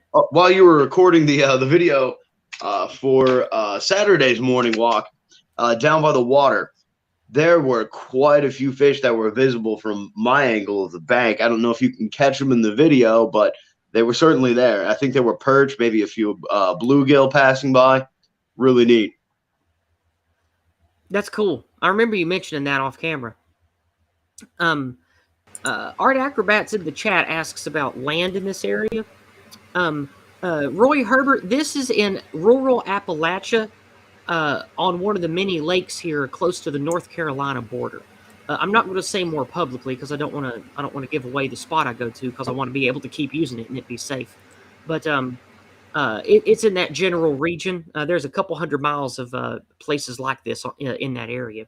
But Art Acrobats ask how much for an acre of land there. Well, you can't actually buy the land here. This is owned by the state. This is federal land. And I don't know how that comes down to state versus DC ownership. I couldn't tell you that. But for lakeside property on waterways like this, you're looking at a premium of the land itself costing about 20 times what it would cost living off the shoreline, because this is always desired real estate, because rich people and regular folk alike all love to build close to water in environments like this. So just the land itself would cost you many thousands of dollars to get a small piece of land in a place like this out here. But if you want to live away from that and just live around the mountains and the trees, that's an easy drive or an easy horse ride, or a rather long walk to get to something like this, then you're only looking at maybe hundreds of dollars or a few $1,000s to get land in a place like this. All right, let's move on. All right, I think these slides coming up are where I have pictures of a school of fish we found. So we'll linger on this slide just a moment and then move to the next one so everybody can get a clear look at it. Because sometimes things take a moment on stream before they get into full focus. Oh, this is a good zoomed in shot. I forgot I took this one. This is a really high zoom shot, maybe like 6 or 7x. Looking at a cute little copse of trees out on a little land bridge there that almost reaches the shore on the other side. If the water was a little more shallow, it might actually connect over there. We can't tell. But this is just something that I would paint. And so I took a picture of it to maybe inspire me to get back into painting one day if I ever have the heart to paint again. I lost heart with painting a long time ago. Maybe that'll come back one day. And here we are with a zoomed back out of the same shot. I zoomed out to catch these perfect rays of the sun, almost noon here. I just thought this was an idyllic shot. This is probably my second or third favorite picture I took the whole trip. So I'm going to let this one linger for a minute, guys. And for those of you with really keen vision, see if you can spot any fish in the water that you can see there. But people in the chat, people watching, how would you rank this picture in what you've seen today? Is this one of the best ones in regards to composition and feel? What do you guys think on the panel? That was a very Bob Ross view. I mean, it was so picturesque. It was like a Bob Ross painting come to life, huh? Yeah, it definitely reminds me of the sort of views I get at, up in Virginia. Because I can go to a park that's also on the Appalachian, so you get a similar look. Also, kayaking on the river is fantastic. Oh, I bet. I've only done kayaking once. It was pretty fun, but not really my thing, and I never went out of my way to do it again. But if I had friends that wanted to, I definitely would again. It was fun. Dr. Prepper said that this shot was one of his favorites, too. It looks panoramic. Yeah, it certainly does. It certainly does. All right, let's go ahead and move on.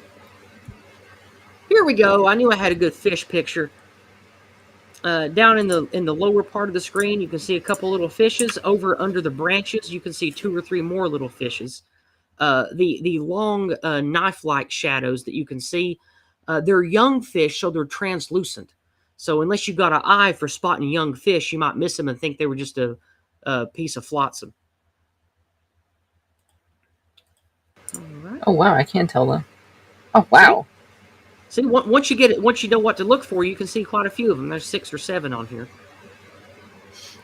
Man, it really is clear. Yeah. Yeah, young fish are often translucent. They don't develop their color match to their environment that their genetics tells them to do until they reach full adulthood. So that's why when you know you've accidentally caught a young fish when it doesn't have all of its color yet. All right, let's move on. Oh, here's another one. This is the same picturesque panoramic view where you can see the shoreline. I wanted to include some of that so you guys could see it close up. Okay. Let me check entropy in the other side, see what the people are saying.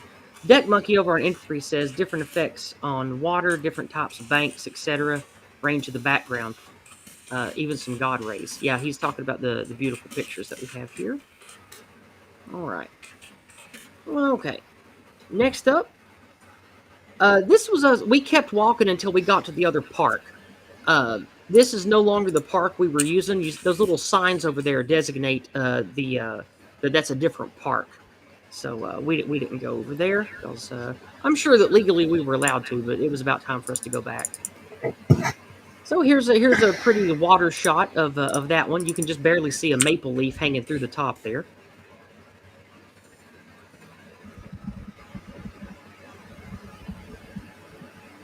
Whoa. The lines on the shoreline are weird. That's probably because, like I said, they drain the water at regular intervals. And so when it stays that way, this is a sign to me that they've been lowering the water regularly for quite some time, generating power. And since it's getting colder now, that does make sense. Yeah. Because a lot of people around here are electric heat instead of gas heat. All right, let's move on. Also, I didn't realize time got away from me. The next community engagement will be the last one. So if you want to send financial gifts, donations, and such, get those in now before the end of the stream. And I'll read those out here shortly. Moving on. Oh, here we are going back to the camp. So we're getting into the home stretch of pictures now. This is what it looks like on the roadways that you can drive on. Since this leg of the camp is closed, we have... Excuse me. We have the I don't know what you call the single bar gate thing. I know there's a specific word for that kind, but we have we can see that it's locked up here. Here's a closer shot in. Now this is on the way back to our camp, and arguably one of the prettiest. And I just thought this was gorgeous, the way that the light came in and made the shadows. And here we are walking on the road, almost back to camp. This is a really good shot to show what it looks like when the light hits the changing leaves in the fall. It really makes all the yellows, oranges, and reds really light up and come to life. I really like this one. Ardent Party says that that kind of low gate is called a cattle catcher, perhaps. Or cattle gate. Yeah, makes sense. Okay, let's move on. More of the same from the other side. And here we are. We got some nighttime pictures just to wrap things up. Excuse me. One thing that I want to get to, this was where I was going to stop the slideshow and have the conversation discussion we had earlier about the bonding and the positivity and the praxis of the Go Free method. But we already had that long conversation earlier. So we're going to skip these pictures and go right to what I wanted to talk about before we wrap up. Here we got people hanging around the campfire again. Now, this picture here, I'm going to have to rotate. Let's, let's go back a minute. Need to rotate this one. Image, rotate. There we go. This here was an idea that I had. Jason Kuna, if you're listening, you're going to definitely want to take a look at this, brother. Before we left, I said, you know what? It looks like we don't need to burn all of our wood. Let's not open the last bundle of wood that we have, and let's leave it here because during the leaf change season, these campsites are very busy, and as soon as somebody leaves, someone else is going to show up. So what I did is I left several bottles of unopened water, a little brick of a little starter brick for a campfire, and an unopened bundle of really good, I think it's hickory. Somebody brought a bunch of good campfire wood. So whatever this unopened bundle of wood was, we left there as a gift for the next campers. And Nathan Lantini, we used some of his cards and flyers, and underneath it, there are some flyers and no white guilt cards. And we left a no white guilt card, or I left a no white guilt card in plain view, sticking up under the plastic. So even if it gets rained on, it would still be visible and readable for the next campers that get there. And I just thought that was a really pristine, white positive, coming from a place of love for your own people thing to do. And I wanted to take a picture to document that and talk about it. So that just really made me happy, and I was proud of myself that I had that idea. Reptile was proud of me for that idea too. I remember him being happy with that. Yeah, that was awful clever. I encourage you guys that have meetups and do stuff like this across the country. Get your cards. People in the White Well-Being community make little flyers you can hand out that have positive messages on them. Jason, you can order these cards from him. It's good to always have some of these to just hand out or leave under books or put in little gifts of food or unopened drinks and cans of food for the homeless, going around to churches when they have food drives. Put little cards and flyers of ours in those things and get other people involved in the community through acts of love and kindness. And that really goes a long way to helping us grow. All right. Let's move on here then, because we're coming into the home stretch. And the last one I wanted to share was this, because I used it for the thumbnail and I used it for, actually there's one more that I want to get to, but it's kind of a funny thing. The last one I wanted to really talk about was this picture, and I decided to use it for the thumbnail of the video documenting the event and the thumbnail for this stream, because this is Reptile, the guy talking to us today. And he has been active in building community for white positive folks for many, many years with him and his wife. And he decided the time for us to hide and work in the shadows is over. We have to be bold and stand with pride in the face of the anti-white oppression. And he wanted to not be hidden anymore. So he decided, because of being inspired on my trip, to show his face to the world and not be ashamed of dedicating his life to white well-being. So thank you so much, Reptile. Anything you want to say while the moment's yours, friend? Well, time for fearing the victimizers is over. Time for being afraid of what they're going to say, what they're going to do. Well, they may deperson us, they may do whatever. But if we don't take a stand now, when will we? Amen, brother. Amen. In the moment, Dr. Prepper, 3 of 12, anything you want to say before we wrap up? Keep it Promethean. Keep it Promethean. Absolutely. Yeah, well said. Well said. All right. Well, we're going to get to the last of the community engagement now. But before we do, I have a little picture that I wanted to share last. Randall White Wolf doesn't look like he can make it, but I was saving this picture for when he got here. So thank you, brother, for taking this picture. He was quick enough with the camera to, when I was taking another picture, he caught a beautiful monarch butterfly landing on my hip. So we're gonna zoom in and look at that. Look at that. He is one of the henchmen of the mighty monarch. Of the mighty monarch. Wow, with my voice being raspy, I can do a good monarch. Good. Oops, I screwed it up. I'm gonna have to zoom I in. think somebody would make a joke about Dr. Girlfriend, though. Oh, certainly. I would gladly accept those jokes. There is no dignity in comedy, and I learned that many years ago. All right. We have Jason did hear you say keep it Promethean. I'm sure he's proud of you for using our lexicon and our dialectics. Jason is here, and he says, "Sweet Dixie flag, brother." Yeah, we saw his. I got to bask in the glory of his Dixie hat on the weekend. He wore it quite a bit. That's my favorite hat. Yeah, your very favorite hat. I saw it too. And me and Reptile also bonded over our love of Squidbillies. We fucking love that cartoon. Oh my god, I love Squidbillies. Now you can tell that people who lived around here and got it, you can tell they were involved in making that cartoon. It's spot on funny. All right, we have 2 wonderful, very kind financial gifts. We have Deck Monkey for $10 US, a regular supporter of the channel, and Deck Monkey regularly donates large sums to all of my meetups. So all those tasty meat treats, those delicious Yisrael kebabs that you guys have had, you can thank Deck Monkey for supplying me with the money to buy those high quality meats for you guys. Deck Monkey for $10 US says, the place looks really nice. Rather disappointed I couldn't get the chance to go. I will definitely try for next time.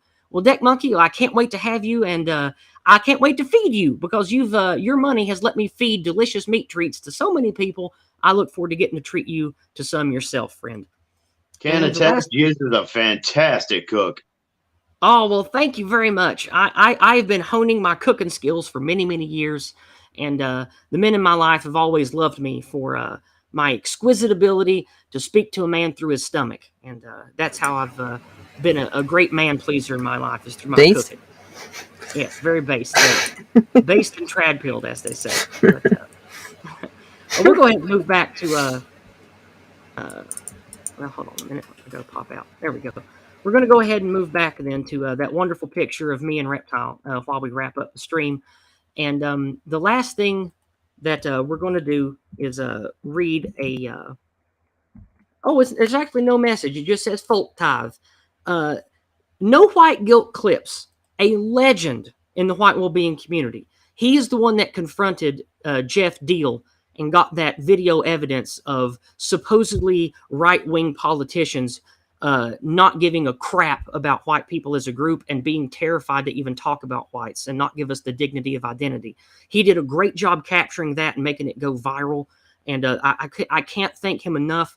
He is a fellow social media warrior that has helped me for 2 years now spread the lexicon. And he himself is one of the great warriors in getting our lexicon into mainstream media and out of the mouths of politicians. Can't thank him enough. 07 salutes to him. 07 in the chat for No White Guilt Clips. He says $20 US for folk tithe. Now, I know to a lot of you that listen to streams, that might not sound like a lot of money. But we're working class people that don't have much money, and stuff like that means a lot to me, and it makes me feel choked up that you guys are that proud of me. Thank you. Thank you I'd very also much. like to second that. Big shout out to No White Guilt Clips. Thank you for your tireless effort that you continue to put into putting out some of the greatest clips and bits of content out there. So big thank you, and I really appreciate it. Sorry I got choked up there a minute. I have regained composure. All right. Jordan Peterson moment. Yeah, I had a Peterson moment there. Merit! We must have merit! Merit! All right. I'm going to refresh all the sites, make sure I didn't miss anybody, because on this glorious occasion, I don't want to miss anybody's paid chat. But let's see here. Nope, nothing showing up there. Nothing on PayPal. We are good. So we are in the clear. All right. Well, at the end of the stream, thank you to the white well-being community. Thank you to Don the Plebs community. Thank you to the libertarian, centrist, and now sort of dissident right community that 3 is from, the Mises Caucus, the Hoppian guys. You guys, many of you have supported me in all I've done. Thank you. Thank you to those of you who are in the Asatru community that support me. Those of you in the America First movement, like Joshua Ham, who's doing what he can to replace rhinos in office. Thank you to all of you who have supported me and helped me do what matters and help me feel like I'm doing something rather than nothing. And be inspired by what I do, by what I say. Be inspired by the beautiful purity of the Go Free method and the morality behind it. Be inspired by people of all of our different spheres that want to step up and do the right thing in the right way and inspire others to take positive action. And with that said, that's where I will leave it. Reptile, any last words you have for anyone before we get out of here? God bless, keep it Promethean, and keep spreading that no white guilt. Amen, brother. Dr. Prepper, anything you want to say before we bounce? Yeah, I just want to say, even if you can't make it to an event like this, though you definitely should if you can, just regular sort of small time commitment basket weaving is also a great way to personally get to know the people you chat with online. Because I think the more just to let people know that aren't in the loop, basket weaving is any kind of meetup to do something fun, but it's really a meetup of political dissidents. It could be a meetup to weave baskets, if that's what you're really into. But but the point is community building, and the more of the people you see online, you actually have seen their face, and you know, have a relationship with that person face to face, the more cohesive we'll be, and the stronger we'll be as a result. And you really feel that connection, that brotherhood, that community, that bond of blood that you don't get any other way. Yep, absolutely. 3 of 12, I appreciate you being my co-host and my friend, and I look forward to you getting to talk about your experiences with us next year when you come to meetings with us. Oh, I can't wait. Anything you want to say before we get out of here? I would say, Jesus Christ, get some fucking sleep. All right. Easy sometimes. And I'm glad that we have Randall White Wolf. He's still driving on the way home, but he hopped into chat to say he's been listening on the way home and he had a great time. Bless you, brother. You're a good, kind man. You look like you're in great shape and take care of yourself. And I wish you the best, and I hope to see you at my next event. And I hope to see more of you at my events, and I hope there's going to be more events. And invite me to events that you have in your home, and I might come visit you in your woods. So with that being said, I'm going to take the rest of the week off. I've got a lot that I need to do, and I really want to just enjoy some alone time with my husband and my family because both of his friends are off work, and I want to go do some family camping, hunting, fishing stuff with my kin and my husband's friends. So that's what I'm going to be doing the rest of the week. I love you guys. I'll see you next Monday night, Lord willing, for a wonderful, spicy episode of Discordant Dragons, because I know you might have missed them. I have found a spicy old cartoon from the early 1900s that I have never seen before. And that will be in the treasure trove next week. So you're definitely going to want to tune in to Discordant Dragons next Monday night at 6 p.m. Eastern. So with that said, I love you all. Love your folk. Put your family and your kin first. And let's take back what's ours once